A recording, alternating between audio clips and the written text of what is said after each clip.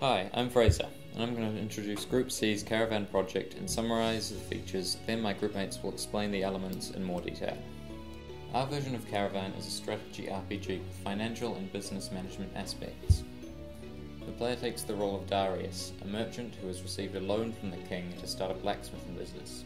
At the same time, the kingdom has been invaded by the evil Shadowkin. To pay for the war, the king has ordered a repayment of all debts, including Darius's loan. In Caravan, the player must manage their finances, their resources, and crafting to create weapons to sell. When the player starts a new game, the player is given a brief text summary informing the player upon the background history, the player's current state, and the goal of the game. Different cities and towns have a different tax rate, which affects the selling and buying of materials and goods to the player. Darius must sell, buy, and accumulate goods from within the dungeon ruins so that he is able to pay off his loan to the king.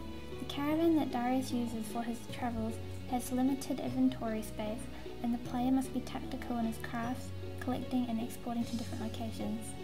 Because different villages and towns have such specific resources, for example, a village that is situated close to an iron mine would have abundance in iron ores, whilst they may lack in magic, which can be accessed in dungeons or ruins.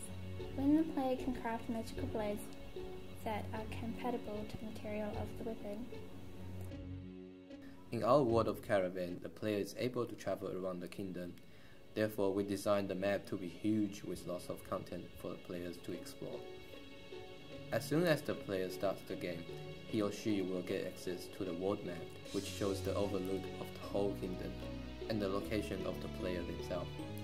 The map doesn't show much information besides the icon of the caravan and a marker which was set by the player. However, as the player drags on the specific part of the world map, the map will fade into a closer looking map that shows much more detail of the landscape and information such as town, dungeon, and monsters. Players can move on the route of the map to travel between towns. The blue road, which is the thinner one, is used as the shortcut and gives player the option of which path they decided to travel or to avoid combat with enemies. Monster icon will appear on the road which are visible by the players. To start moving, the players has to tap on the wheel icon.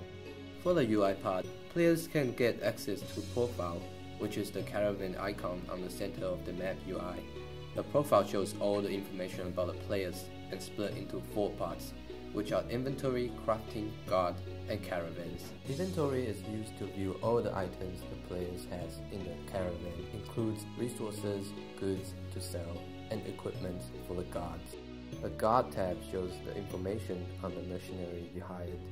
Players can hire 6 mercenaries in total, and each of them have different ability and level.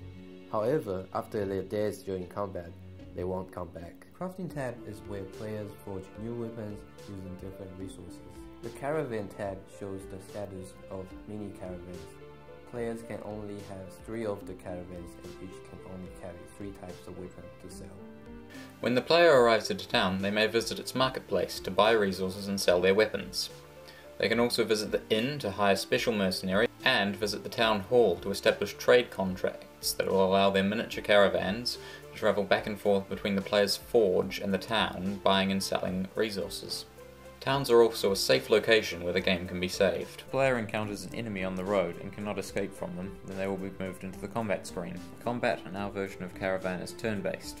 Dungeons can be encountered on the map, much like towns. Within the dungeon, there is a series of rooms which the player can navigate using the map. There is a grid as with all combat, and there may be a treasure chest, a trap, or monsters to fight. Caravan also features an XCOM style panic system. As the Shadowkin invasion progresses, different towns will come under different levels of threat. If a town is completely overrun by the Shadowkin, then the player will have to mount a counter-invasion to stop them. This will function in a similar way to a dungeon.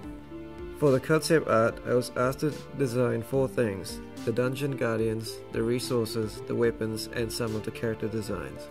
The dungeon keepers are designed based on the environments, and the rare resources are based on the respective guardians defeated. These rare resources are used to be crafted into more valuable weapons. Our idea is that we have different environments all over the world map that contains different resources the player can buy and for a different price. I designed 6 concept landscapes with the colors inspired by natural neutral shades and tones. Thank you for taking the time to watch our presentation. We hope you enjoyed it.